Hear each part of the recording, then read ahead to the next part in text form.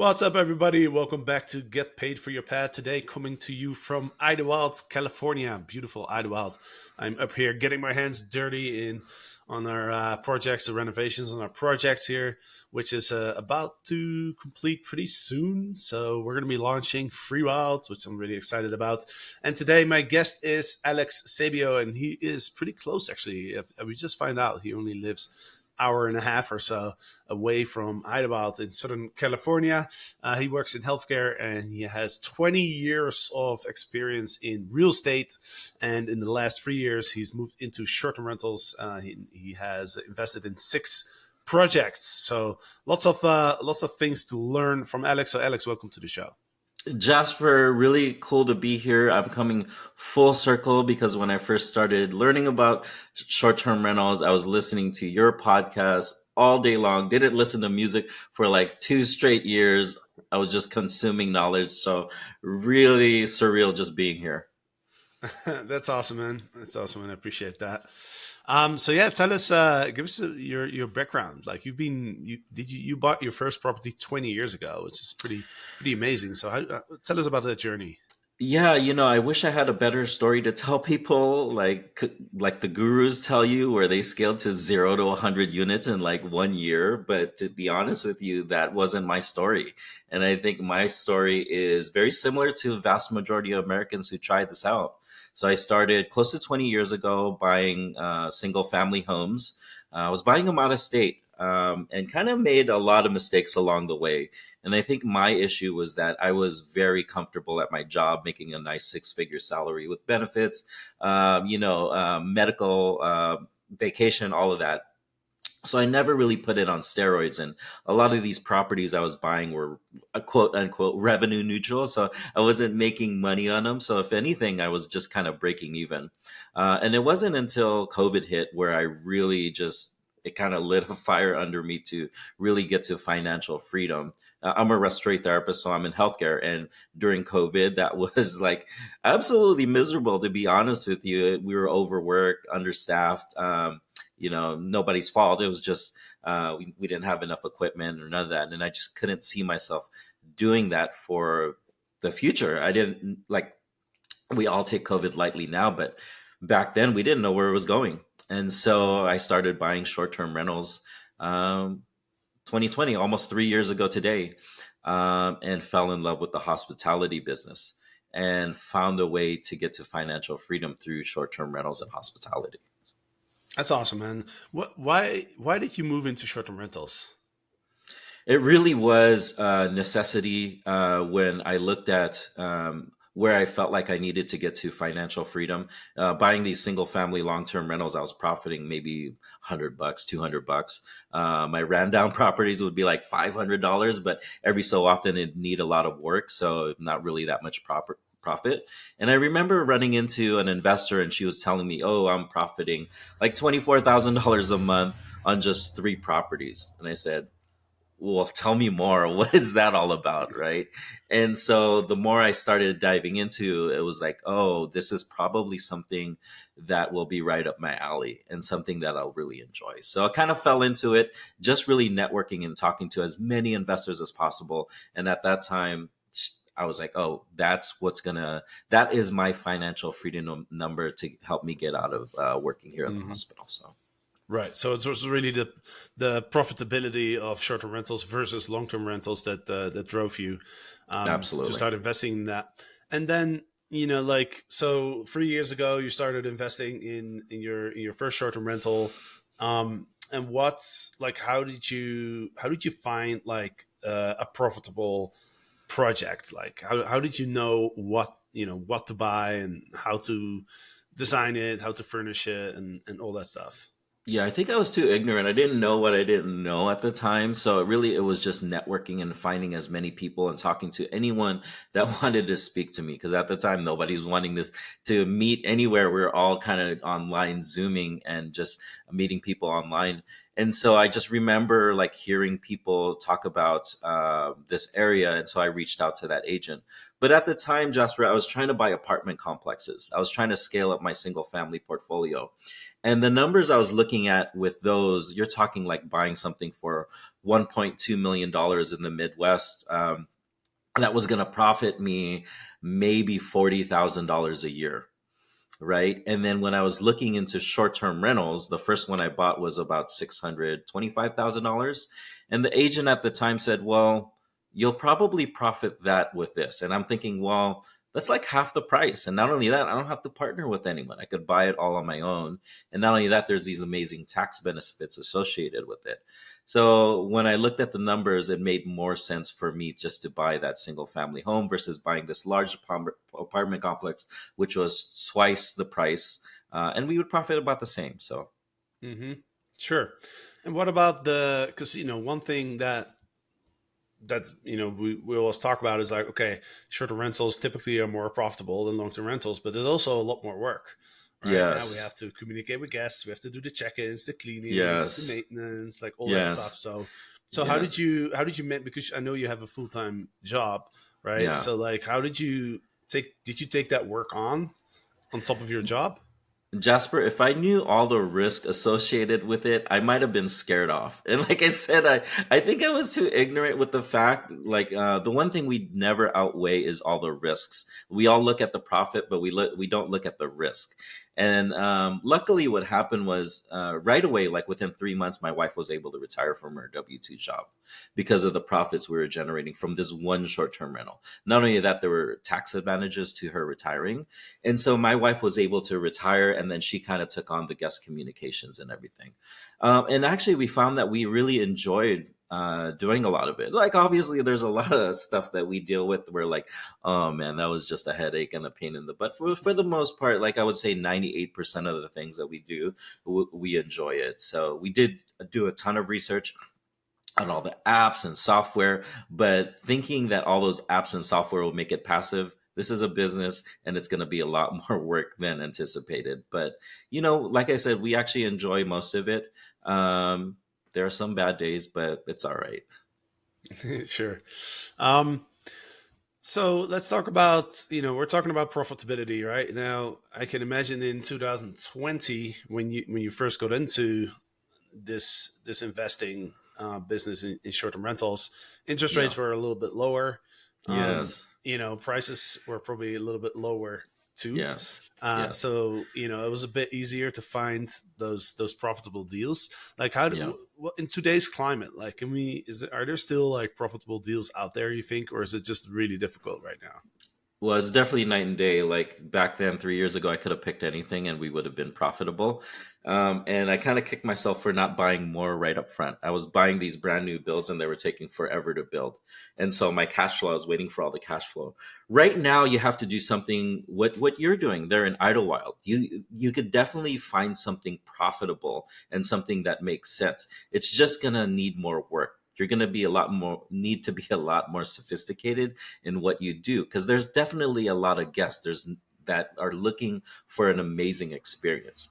I think so long are the days where you can just put anything up on Airbnb because there's nowhere else to rent. People are looking for a unique experience, something that's very hyper local to the region. And I think that's what you need to do. You really do need to think outside the box. Yeah, yeah, that's something that we talk about quite a bit on this podcast. How in the last 10 years, like I remember when I started in 2012, you didn't have to do anything, right? You just like, you have a space, boom, Yeah, you put an Airbnb, and it's like, it it's was booking. crazy. Yeah, it was crazy. Like, if people were just happy, if you opened the door, they were happy, right? Like, nothing Right. else really mattered. You have a bed in the shower, and like, people are like, wow, this is amazing. Obviously that has changed quite a bit. So that goes into my next question of like, how in today's environment, with the expectations from the guests and the amount of supply that's out there, like, what are the most important factors in turning a home or a property into a successful short-term rental that's driving profit? Well, number one, it has to be clean and you have to have amazing reviews, right? And so we like hyper focus on customer service. right? And then not only that, what we do at all of our cabins and all of our beach homes, we try to make it Instagrammable. And that's really like when we go in there and purchase the property, we're thinking, where can people take pictures and post them online? And that's what we're really trying to do, is just to create these memories. Like in every single property, one real simple thing that everyone could do right now is in their home is just put the name of the city up somewhere. Like that's something really cheap. Like my places are in like Gulf Shores, Alabama, and we have like these murals that say Gulf Shores, Alabama. And so we want people to take family photos right in front of those. That's something extremely simple that they can do. So Yeah, so it's such a good point. Turning turning it into an Instagrammable experience, because these days that's just kind of what people want to do, right? When they arrive on a holiday destination, vacation destination, like first thing is like pull out the iPhone and take a story of it and just kind of impress everybody yeah, at home, kind of thing. yes, yeah, And I noticed it. I noticed it in myself too. Like I'm just looking at some Airbnbs in Mexico. So I'm planning to go to the beach for a couple of days for my birthday, which is in 2 weeks. And I'm just noticing how I am selecting.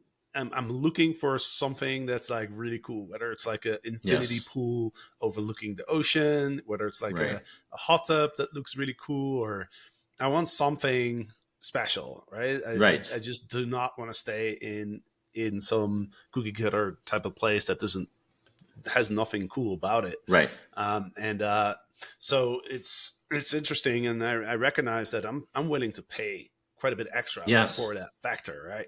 And so yes, I love what you're saying of like, hey, you know, for every place that we have on Airbnb, we got to think, okay, if our guests are coming in here, like, what's that one thing that they want to take a picture of and put on their Instagram, right? And to your yes, point, it doesn't have to be like a $20,000 like pool or like a $10,000 hot tub, or it could be something as simple as like just a cool like writing on the wall with the name of the city, so people can be like, look, I'm in this place, right? yes, Or a mural or something like that. yes. So that's a Some good point. Right, something hyper local. One of the other things we do is we have this service where we deliver local goods to our guests. So instead of just having the generic coffee or whatever, we tell our company whatever is in season, whether it's honey or something like that, that says something very local to that region. Guests really enjoy that. So. Yeah, I mean, that's what I 100%. would do. If I'm on vacation, I'm not wanting something generic. I have a track home here in California. I don't want to go stay somewhere at another track home. I want something very unique to that region. So, So let's go back to the investing side. For people that are listening to this, and I'm sure it sounds very attractive to a lot of people. Of like, hey, my wife was able to retire because of mhm. even my first STR. Like, I'm sure there's people listening right now who are like, hey, you know what? Like, I wouldn't mind retiring a little early. What are some tips for people to get started with like investing in short term rentals? So if you're gonna start, do it with the mindset that you're gonna scale into like 10 or 20 units, right? Because I think my biggest issue was when I bought one, I bought a second, then a third one. Then I'm like, in my mind, it's hard to keep the menu in my head. Like, imagine if you're running a restaurant and you're the only chef there. And then all of a sudden, you're having to scale these different restaurants, but you haven't told anyone the menu, right? And so now what I struggle with is after buying the fifth one, I'm like, oh my gosh, I need to write the playbook down. And so now what I've done is I've written the playbook down with the mindset that I could easily hire someone, because I'm self-managing my short-term rentals from 2,000 miles away. It doesn't matter whether I'm 2,000 miles away or 15,000 miles away. And so what I do is I hire virtual assistants now to help me with the business, to take a lot of the load off. Because like I said, this is a business and it's actually a lot more work. But you can hire people at a very affordable price to help you run your business. So really, like right away, day one, when you do acquire your first one, is just start writing the process down. And there's going to be so much stuff that you look back and you're like, oh my gosh, I wish I would have wrote that down, right? And like I have it to the point where it's so detailed that if my virtual assistant were to quit today, I should be able to hire someone right in, and they should be able to function very well day one. So that's my biggest advice to people like just starting to scale their business. As far as like starting out, networking is going to be your biggest ROI by far. And the thing is, going to these networking events, just talking to as many people as possible, you're going to find something that's going to stick to you. You're gonna be like, I really relate to that. That's something I want to do. Versus just jumping on the first thing. We all have this FOMO going on right now. There's all of these headline clickbait things that just because someone's being successful in one area doesn't mean you should be following them too. But just try to meet as many investors as possible, and then you're gonna get so many contacts and so much information that way. And that's Yeah, free to do, right? 100%. Going to these networking events, they're a lot of times they're free. You might have to buy a drink or two, but like I said, biggest ROI out there. Yeah, very good point. You mentioned your most of your properties are in Alabama. Like, why did you choose Alabama if you're living in Southern California? Doesn't it make more sense to just kind of find something in your backyard? Crazy, right, Jasper? If you told me 4 years ago I'd be investing in a beach in Alabama, I didn't even know they had beaches, man. What are you talking about, right? Or in Eastern Tennessee, because I'm in the Smokies. Like half my properties are in the Smokies. I didn't even know where the Smokies were, right? But it wasn't until I like kind of opened my mind up and started looking. But I live here in Southern California, and the prices were really high. And one thing that always scares me is regulations. Like right now, they're trying to pass a 15% tax on short-term rentals on top of like all the other taxes that we pay, and so that stuff really scares me. Living here in Southern California, there's so many visitors. Like we should be investing here. Like this should be the best place to invest in a short-term rental because there's so many people going to Disneyland or all of these other places. But to me, I just get really scared of all those regulations. And to be honest with you, it might be a little lazy to where I don't want to jump through the hoops and figure them out. And so I just choose not to, and I invest in these vacation destination markets and have been doing very well with it. It's been pretty easy actually. So compared to, I don't want to deal with the HOAs and these different cities coming putting the hammer down on you. So Right. But how do you like if you've never been to Alabama, you don't really know the market well. Like, how do you yeah. find like something profitable? But then also like, you got to have some people on the ground as well. So how do you find the on the ground staff?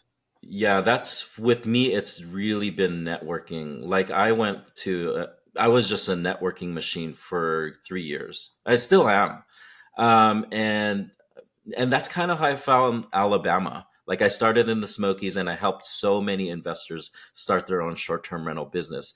And then a lot of people were like, "Hey, if you're ever gonna look into another market, you should take a look at this market. And if you ever need people, I have good people there." And so I've bought a lot of single-family home long-term rentals sight unseen. I think I bought like a dozen of them sight unseen, but I never did that for a short-term rental.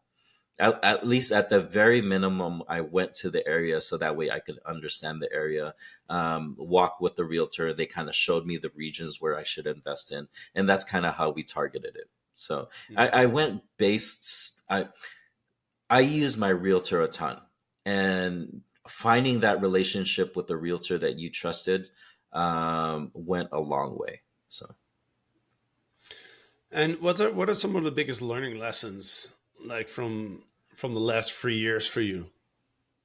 That it's a business. It's much more of a business than it is real estate. Like I've been a real estate investor, but here you're actually operating a hospitality business, and there's stuff that guests are going to say and do that are going to drive you up the wall. At a certain point, you just have to let it roll off the shoulders and then move on. There's another guest coming in 2 days. Like you can't dwell on what the complaints that they had or issues that they had. You just got to move on. And if you hold on to those things too long, you're not going to scale. You're going to, if you really think about all the stuff that you had to deal with, you're going to be like, well, that's too much of a headache. Really focus in on the profitability and what you can do with it, the freedom that you can have with it, um, and focus in on that, and you'll be okay. Hmm. So, do you have any other learning lessons that you could share? Um, well, the one thing is I started scaling up too. Like I said, I think having the software to, like, I use Asana. That's a free app where I write everything down. I wish I would have done that a lot earlier, and I would have scaled a lot faster had I done that. So, Yeah. Yeah, I mean, if that's a really important one too. Documenting everything from the beginning. Like creating those systems, creating those SOPs, and it doesn't have to take too much time, really, right? mm-mm. Because like there's all these tools right now. You mentioned Asana, like we use ClickUp as our task manager, but just like recording a Loom, and if you've Yes, never heard about Loom, you should get Loom as soon as possible. It's basically it's a free tool that you can use to record your screen. You can also record yourself, and you can, as soon as done recording, like there's a link that you can immediately share with people. So yes, and then you can build a database of Loom videos, and it doesn't take much more time. If you're, let's say, like you're creating a new Airbnb listing, you just turn the Loom on and you record the entire process, and now you can give that to your VA and say, like, hey, look, this is how I create the Airbnb listing, right? And right. then they can take that and improve it, and so on. But it's so important to do that from the beginning, because that's it's such a challenge to do that once you're at 10 units and everything is in your head, and now you're Yes, driving yourself crazy because it's too much work. And we have a lot of students that come for our Legends X program actually are in that spot when they come to us. And now, like, you're already overwhelmed, so you don't have time, and now you have to go back and document everything hmm, and hire your virtual assistant or your executive assistant or whoever you want to yes, hire, and do those three things at the same time is very challenging. But if you do that yes, in the beginning, it's much easier. And then even if you're not going to scale, it's still really nice if to have that, right? yes, Because it helps you as well, because like sometimes you forget, like, hey, how do I do that again? I yes. forgot, and they're like, oh well, let me watch this Loom from a year ago, and then I don't, you don't have to think about it. So it's, regardless if you want to scale, I think it's always good to have that documentation. Absolutely, yes. Tell us a little bit about your what's coming up for you in the near future. I know you recently purchased a 76 unit hotel, which sounds pretty crazy. Yeah, that's you're right. that's a huge project. So why'd you get into that, and like tell us about that deal. Well, like I said, before I started short term rentals, I was trying to get into multifamily apartments, and that just wasn't happening. So I did want to scale my business eventually.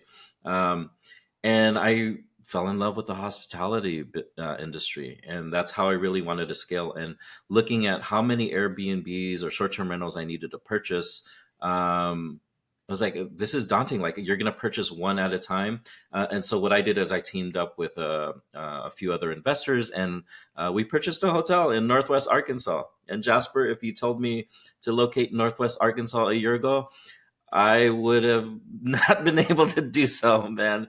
So, it's all about networking with other investors. And these other investors were telling me about the area, went, visited, absolutely loved it. And the one thing about hotels is it's extremely difficult to get into, right? There's only so many hotels for sale. The ones that are for sale, like that are publicly listed, don't make sense. They don't pencil out, so it's really difficult. So the thing is, there's less chance of you like getting into a saturated market. Like we hear about saturation with short term rentals. That's really difficult to get into hotels. Like your competition is really not there, Mm. right? And so the 76 unit hotel, what's exciting is, Jasper, we talk about the profitability. We purchased it for $3.6 million, and it appraised for $6.5 million day one. It was a 2008 build that didn't need much work. The one thing we're going to do is, after about a year, we're going to take off the flag because it's a Wyndham right now, and create a boutique experience, a more unique experience. And like you said, people would pay for that. People will pay a little bit more, and we're in a region where there's not a lot of that going on right now, so we can definitely be like one of the first ones. Wow, that's awesome. When is it opening up? Are you guys doing some renovations on it? No, so it's been it was like a cash flowing business before, and so we just continued it. During the negotiation process, they said, "Hey, you got to stick to the brand for I believe 15 months." So we did that. So I think we closed in April. We've been operating ever since, and it's booked. It's like constantly booked, which is exciting. So That's awesome. That's awesome, man. And what yeah. kind of experience are you going to create? Because I'm thinking of like 76 unit hotel. That's Mm, that's a very that's a different type of project than when like yes. we do, like we have like our four cabins here and building another five or so. But that's a very it's just such a large project. Like, what kind of experience do you think you can bring to the Well, it was property? built in, yeah, it was built in 2008 and it looks like it. Like all of the decorations look very much like it, like teak floors. It looks very like just generic. And so we could easily renovate the hotel rooms itself. You're talking each room is like 300 square feet. So that's the simple part. But the thing is, the reason why we like this hotel is there's like 1.5 acres of land, just grass on the side. And so we can actually build more units if we wanted to. And so in Northwest Arkansas, it's the mountain biking capital of the world, or at least they branded themselves that way. But there's a lot of mountain bikers, so we can create something unique on the side there. We've talked about putting pickleball. Like pickleball is something like very new and hip. So we have that much land. We have so much land there. We can do something special with it. So, Yeah, pickleball is really taking off. It's interesting because outside of the states, what I'm noticing is there's this other thing called pedal. Have you heard about pedal? no, no. So it's just funny. Similar. Like, pedal it's similar to pickleball, where it's basically, I think it was that both these things were invented because people want to play tennis, but it's really hard, and so they're Yes. like, let's think of a game of tennis that's easier, and then Right. pickleball and pedal came up. Right. But so I think that's a great move. Like, the pedal courts are popping up like mushrooms in Europe, Yes. in Central America, like in Panama, where I was for 2 years. Like, they're everywhere now. So Right. that's definitely like, could be the next like hottest Airbnb amenity to have a pickleball court. Right. And we actually have a Starbucks on our lot. So we have so much traffic that comes through. And I think when people see like pickleball's new, right? And so when people see that, they think of like, oh, that's a new thing that they got going on. That's like the trendy thing. So we have a lot of ideas in our mind. We have tons of parking. We could put like, we could invite food trucks to come by. So that's something we've been working out with some of the locals there. So. Awesome, sweet, man. Well, that's you got some exciting stuff going on. That's really cool. Yeah, um, yeah, yeah. any last thoughts before we wrap up the podcast? No, see, I'm a healthcare worker, and healthcare workers were burnt out before COVID, and they were even burnt out more so after. And I could tell everyone that it doesn't have to be that way. You could create financial independence on the side. And then when you look at me, I'm still working a W-2 job full time, but I do it because I enjoy doing it. A lot of us got into healthcare because we really had the love or passion because we wanted to help people, but a lot of times like politics got in the way or short staffing or whatever the issues were. But it doesn't have to be that way, and you look at life a whole different when you're working there not for the money. Hmm. So That's great. So you're planning to continue to do your job for quite a while. a little bit longer, having the hotel and all these short-term rentals, you're really busy. And then where is the passion after that? So my passion is helping other healthcare workers expand their business and start investing in real estate. So that Right. might be something where I look into getting into. So Yeah. That's awesome, man. Sweet, dude. Well, congrats on your success. Like, amazing to hear what you've accomplished in very little time. Well, not as little time as the 0 to 100 in 1 year gurus, like you said, right. but still, like, pretty impressive what you've done. So, congrats. Thank you for sharing your experience on the podcast today. And well, since you live not far away from me, so I'm sure we'll be able to hang out at some point in the future. Yeah, yeah, Jasper. Thanks for having me on. Really excited. Thanks. Absolutely. And to the listeners, thank you for listening. We'll be back on Friday with another episode. So we'll see you then.